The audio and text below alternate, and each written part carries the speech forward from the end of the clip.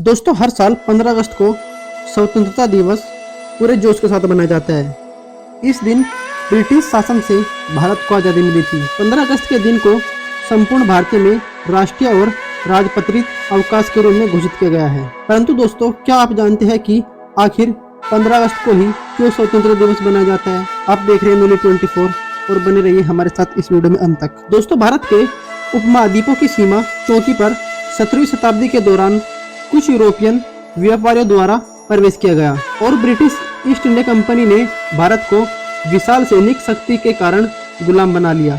18वीं शताब्दी तक भारत में अंग्रेजों ने अपना राज्य स्थापित कर लिया। देखा जाए तो 1857 में ही अंग्रेजों के खिलाफ भारत में स्वतंत्रता संग्राम की क्रांति शुरू हो चुकी थी।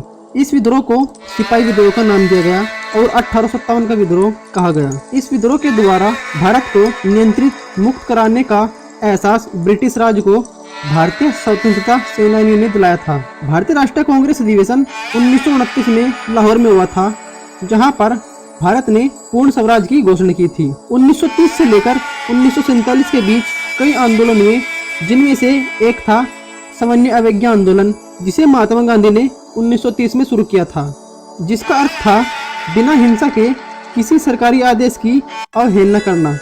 दोस्तों, आपको बताते चले, द्वितीय विश्व युद्ध के बाद 1947 में ब्रिटिश सरकार आश्वस्त हो चुकी थी कि वो अब लंबे समय तक भारत को अपनी शक्ति नहीं दे सकेगी। भारत के स्वतंत्रता सेनानी लगातार अंग्रेजों को भारत छोड़ने पर विवश कर रहे थे और स्वतंत्रता की लड़ाई को डट के लड़े। इसलिए भारत को मुक्त करने का फैसला आखिर अंग्रेजों ने ले ही लिया था। दरअसल भारत के तत्कालीन वायसराय लॉर्ड लुईस माउंटबेटन को ब्रिटिश संसद ने 30 जून 1948 तक भारत में सत्ता हस्तांतरण का दायित्व सौंपा था।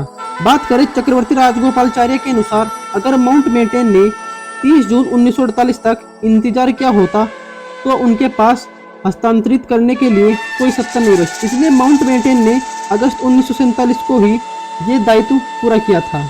ब्रिटिश हाउस ऑफ कॉमन्स में माउंटबेटन को भेजी गई सूचनाओं के आधार पर इंडियन इंडिपेंडेंस बिल 4 जुलाई 1947 को पेश किया गया।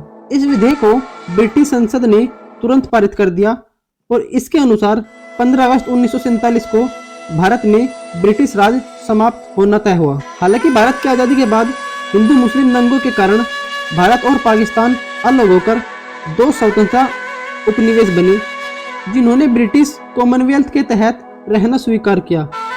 मोहम्मद अली जिन्ना पाकिस्तान के प्रथम गवर्नर जनरल बने, जबकि पंडित जवाहरलाल नेहरू आजाद भारत के प्रथम प्रधानमंत्री।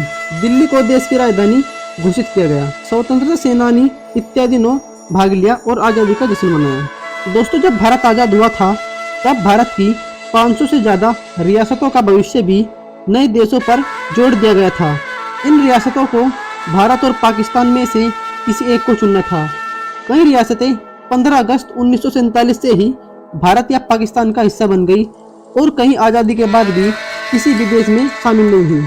15 अगस्त को भारत को ब्रिटिश शासन से आज़ादी प्राप्त हुई थी, जिसकी याद में स्वतंत्रता दिवस मनाया जाता है।